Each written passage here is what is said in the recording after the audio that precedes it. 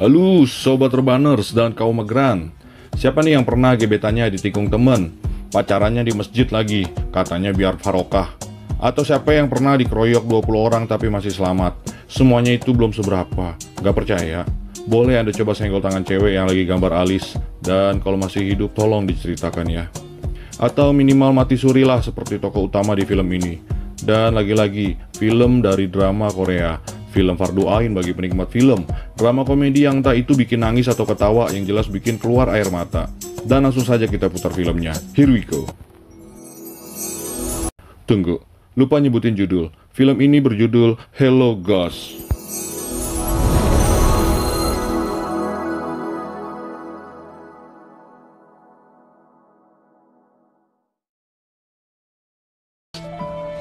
내 이름을 묻는 사람은 많았지만 Coba dibayangkan kalau besok hari kerja ternyata kamu sudah tidak kerja, ditambah biaya kontrakan naik, ingat listrik yang udah naik juga, dan masih jomblo lagi. Horor hidup lo. Seperti karakter kita yang satu ini, seseorang yang tidak mempunyai teman atau pacar, bahkan keluarga. Dengan semua penjelasannya tadi, dia mencoba untuk bunuh diri, meminum pil di dalam kos-kosan, rupanya masih tertolong. Kemudian bunuh diri, loncat ke sungai, dia mati suri, dan masih selamat lagi. 또 못 죽었다. Upaya bunuh diri terakhir membuatnya terbangun di rumah sakit, ditemani oleh pria gemuk di samping tempat tidurnya sambil merokok. Kondisi di dalam rumah sakit tersebut penuh dengan pasien beserta keluarganya, dan hanya Sangman yang diperankan Cha Tae-hyun tenggelam dalam kesendirian. Dikisahkan Sangman dalam hidupnya tidak mempunyai teman, pacar, bahkan keluarga. 저기 Sangman lalu dibawa ke psikiater untuk mengobati tekanan stres dirinya. Di sana dokter menganggap Sangman mempunyai teman khayalan karena dia berbicara sendiri. Namun di saat itu sang dokter dan Sangman pun tidak mengetahui bahwa pria gemuk yang di samping Sangman adalah hantu. Ternyata Sangman sejak saat itu dapat melihat hantu, bukan melihat hatimu. Kemudian Sangman bertemu hantu lain yang sedang menangis di dalam lemari sang dokter. Seorang wanita yang dalam film ini berperan sebagai hantu yang sering menangis, seperti para pekerja yang menangis melihat tanggalan di tengah bulan. Gajian masih lama, dompet sudah kering. Di malam hari, Sangman bertemu hantu ketiga, seseorang kakek mesum yang mencoba melihat bokong dari seorang suster. Kemudian Sangman berlari ketakutan, lalu bersembunyi di dalam kamar rawat. Sangman tersadar bahwa mereka adalah hantu setelah dirinya melihat mereka melayang. Sangman dengan sukses pingsan. Di pagi hari terbangun dari pingsan, Sangman melihat hantu keempat, seorang anak kecil yang sedang loncat-loncat di kasur. Dia mencoba memastikan dengan menyuruh dokter dan perawat untuk melihat anak kecil itu.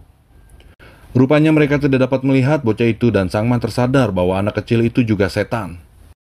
Pulang dari rumah sakit terlihat Sangman memikul keempat hantu tersebut. Orang-orang di sekitar tentu saja tidak melihat. Diceritakan dalam film ini, hantu-hantu tersebut rupanya mempunyai tunggakan atau keinginan yang belum terpenuhi selama mereka hidup. Untung hanya Sangman, bisa Anda bayangkan kalau semua orang dapat melihat hantu. Anda akan seperti melihat 3 mitos. Pertama, melihat unicorn, kedua melihat alien, dan yang ketiga adalah melihat sahabat yang hadir ketika kita lagi susah. Nomor 3 tolong abaikan saja. Di dalam kontrakan, Sangman yang selalu menjaga pola hidupnya berubah drastis setelah bertemu dengan keempat setan itu. Sangman menjadi kesurupan minum bir, perokok berat, makan makanan yang manis, dan sering ngegosip sambil nangis-nangis dengan ibu-ibu arisan. Keempat hantu tersebut ditanya maksud dan kedatangannya oleh Sangman. Hantu-hantu di film ini digambarkan seperti makhluk yang bernama wanita yang selalu nggak mau jelasin apa yang dia mau, tapi minta cowok buat ngertiin. Please neng, kami cowok bukan dukun. Akhirnya Sangman pergi juga ke dukun. Sang dukun di sini memberitahukan kepada Sangman bahwa keempat hantu tersebut harus dibantu untuk menyelesaikan keinginan yang belum dipenuhi di saat mereka hidup. Setelah mengetahui maksud dari keempat hantu tersebut, Ichigo, kok Ichigo? Konten kemarin itu mah. Sangman akhirnya memaksa mereka berbicara tentang keinginan mereka dengan menghalangi TV yang mereka tonton. Akhirnya hantu kakek mesum dan anak kecil meminta sesuatu. Kemudian di keesokan hari Sangman berjalan-jalan dengan hantu sang kakek. Keinginan dari sang kakek adalah mencari kamera yang dia inginkan. Setelah menyusuri semua tempat di Glodok, barulah kakek tersebut menyampaikan bahwa kamera yang dia inginkan berada di dalam genggaman seorang polisi. Dia ingin mengembalikan kamera itu ke temannya. Setelah berhasil mendapatkan kamera yang dicari, Sangman bertemu dengan teman lama si kakek. Sedikit penjelasan, keempat hantu tersebut terkadang dapat memasuki atau merasuki Sangman, sehingga Sangman terlihat seperti mempunyai kepribadian ganda. Film ini memang sangat kocak di awal, tetapi akan memukul tawa Anda dengan air mata secara telak di akhir.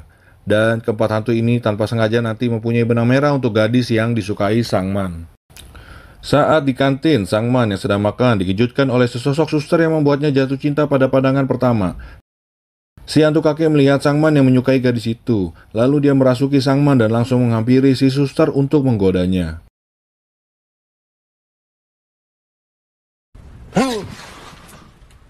아, 진짜. 창을 좀 열든가. 억울한 거 많네.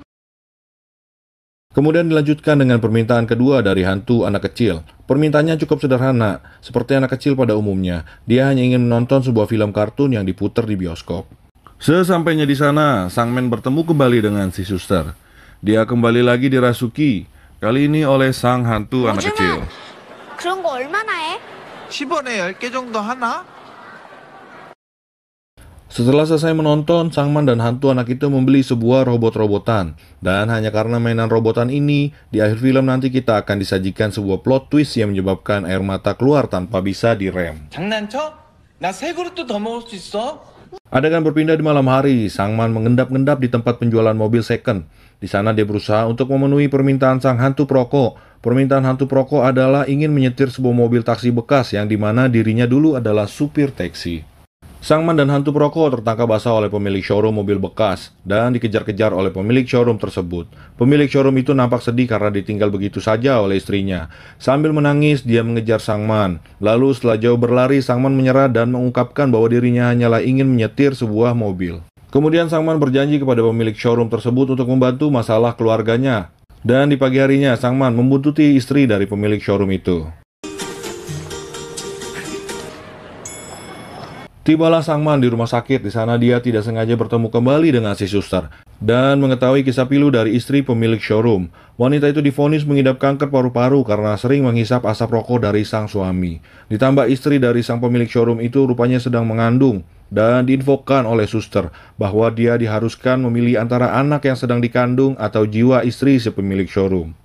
Kemudian sesampainya di showroom mobil bekas, terungkap kenyataan yang membuat suaminya menangis terseduh-seduh karena istrinya memilih melahirkan anak yang dikandungnya daripada nyawa miliknya. Setelah berhasil membantu sang pemilik showroom, dengan menggunakan taksi bekas, sang man dan hantu perokok pergi ke pantai.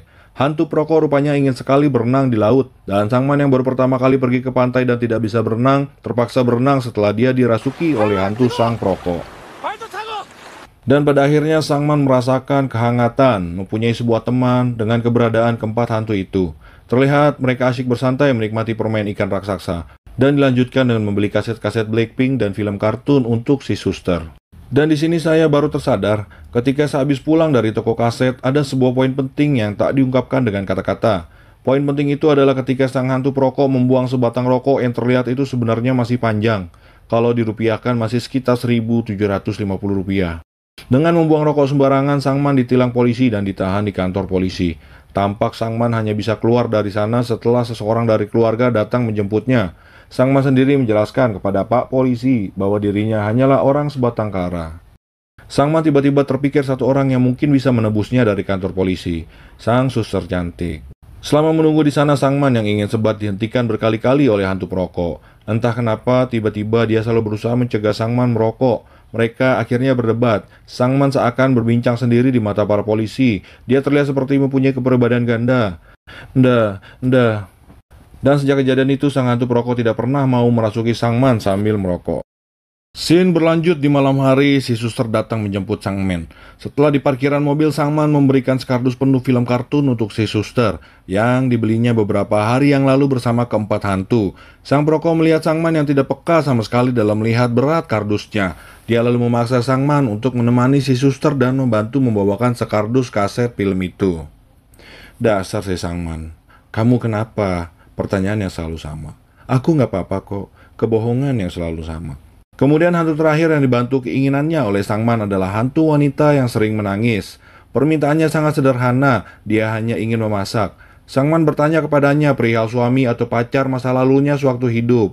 Mungkin saja sang hantu ini ingin bertemu dan makan bersama orang yang dicintai. 같이 밥 먹고 싶은 사람들 없어요? Namun sang hantu menangis ini tidak bisa memberitahu lebih lanjut. Intinya dia ingin memasak. Si hantu menangis ini malah meminta untuk sang man mengajak satu orang lagi untuk ikut makan bersama. Di saat menuju ke tempat suster, si hantu penangis ini malah senyum-senyum sendiri. Setelah tiba di sana, mereka mengajak sang suster untuk makan bersama. Namun calon mertua Sangman datang di saat yang tidak tepat di hadapan mereka. Diceritakan di sini, sang suster masih merasa kesal kepada ayahnya karena meninggalkan dia sewaktu kecil. Sehingga si suster ini mempunyai perasaan takut untuk menjalin kasih sampai pernikahan. Dikarenakan broken home yang terjadi kepadanya di waktu kecil, si ayah membuat kesal sang suster lalu pergi meninggalkan Sangman. Dan gagallah mereka mengajak si suster makan tomyang bareng. Dengan keadaan cinta yang bertepuk sebelah tangan tanpa arah dan kejelasan dalam hubungan mereka, Sangman menyumbangkan TV dan beberapa pakaiannya ke toko loak. Di malam harinya, bel rumah Sangman terdengar. Begitu dibuka, dia mendapati bahwa ayah dari sang suster sudah menjadi hantu dan menitipkan pesan untuk si suster. Lalu Sangman mendatangi upacara pemakaman itu dan bertemu dengan suster. Belum sempat menyampaikan pesan, suster itu membicarakan kebrokenan home yang dideritanya. Sangman pada akhirnya membatalkan niatnya untuk menyampaikan pesan. Teman lama dari sang hantu kakek lalu menasihatinya untuk membuang kenangan masa lalu dan mencoba menghilangkan rasa kesepiannya. Dia lalu menitipkan kamera untuk diberikan kepada Sangman. Di saat bersamaan, sang hantu menangis tengah menangis kembali di dalam lemari. Dengan terpaksa, Sangman menuruti kemauannya untuk memasak dan makan bersama. Tiba di malam hari, sang hantu penangis ini membuat spesial resep keluarga, tomyang dengan isi seledri di dalamnya, sesuatu yang tidak pernah ada. Ketika Sangman hendak makan bersama para hantu, sang suster datang membawa kamera yang dititipkan oleh teman sang hantu kakek. Kemudian si suster bertanya pesan apa yang disampaikan oleh hantu ayahnya. Kemudian Sangman menceritakan bahwa ayahnya menyimpan sebuah barang untuk si suster. Di tempat biasa suster dan ayahnya tahu. Merasa cerita Sangman tidak masuk akal dan mempermainkannya, dia lalu marah dan pergi meninggalkan makan bersama Sangman. Setelah itu kembali cintanya bertepuk sebelah tangan. Mempunyai sebuah keluarga yang real, pupus sudah. Dia lalu memarahi semua para hantu dan mengusir mereka. Karena semua keinginan atau tunggakan mereka di dunia telah terpenuhi dibantu oleh Sangman. Kemudian dia membeli sebuah gas beracun di dalam toko. Karena akhir-akhir ini bunuh diri dengan menggunakan gas beracun sedang populer. Dia lalu mencobanya. Sebuah harapan mempunyai sebuah teman sekaligus pacar bahkan bisa lanjut ke pernikahan. Namun semuanya sirna. Di pagi harinya si suster sangat menangis begitu mengetahui pesan yang disampaikan Sangman terbukti benar. Ayahnya memberikan sepatu sebagai kenang-kenangan terakhir, diletakkan di tempat biasa yang suster itu mengetahuinya. Dan di saat sedang bekerja, sang suster dikejutkan dengan datangnya Sangman yang mengajaknya makan siang. 누가 깨워요? 네, 연기는 차기 시작하는데. Sangman mengungkapkan tidak jadi bunuh diri dikarenakan terus terbayang-bayang wajah sang suster yang cantik itu. 한번 살아보려고요. 담배, 술에, 눈물에 생각만 해도 싫어요. 이제 걔들 떠났어요.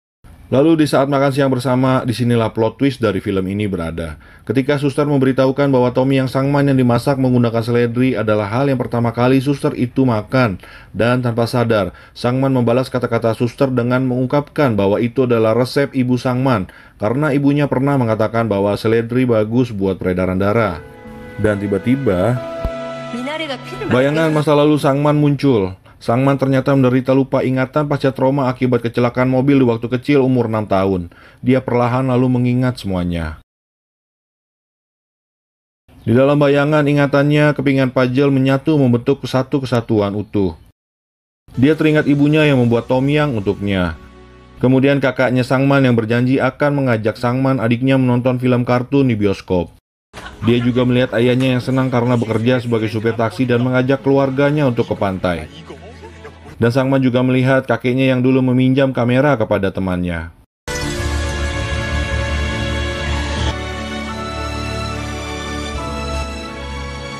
Seketika itu, Sangman berlari ke rumah. Sambil berlari, dia sama sekali tidak bisa mengunyah tomyang yang dia makan. Setelah tiba di sana, sambil menangis dan berbicara sendiri, "Kumohon, kembalilah," ungkap Sangman. "Kembalilah dan jangan pergi," teriak Sangman. Para hantu tersebut ternyata adalah kakek, ayah, ibu, dan kakak dari Sangman. Dan di saat sedang sedih tersebut, langkah seorang anak kecil menghampirinya. Lalu menunjukkan sebuah robot-robotan yang dibeli sebelumnya. Sang hantu anak itu rupanya tidak menyukai mainan. Dia hanya ingin membelikan mainan robot itu untuk diberikan kepada adiknya. Dia adalah Sangman yang kini sudah dewasa. Kemudian kakeknya muncul bertanya kabar hubungan Sangman dengan si suster. Dilanjutkan dengan kehadiran ayahnya yang sambil mengukur tinggi badannya dengan Sangman. "Jangan merokok lagi ya," ungkap ayahnya. 아빠. Dilanjutkan kata meminta maaf dari ibunya yang datang di tengah mereka. 엄마가 미안해. Kemudian mereka berfoto bersama dengan kamera yang hantu kakeknya pinjam sebelumnya. Dan film pun berakhir.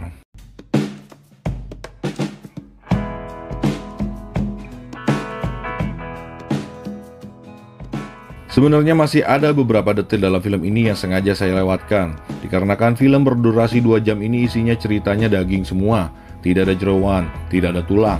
Film keluarga yang menularkan virus drakor. Sebuah film yang mengedukasikan kita, memberikan banyak pesan. Hadiah itu tidak selalu terbungkus dengan indah, kadang Tuhan membungkusnya dengan masalah, tapi selalu ada berkah yang indah untuk kita. Mellow sekali saya. Dan sampai di sini perjumpaan kita. Semoga bisa menghibur semua. Mohon maaf banyak kesalahan. Saya Bang AM pamit undur diri. Matur nuwun dan bye-bye.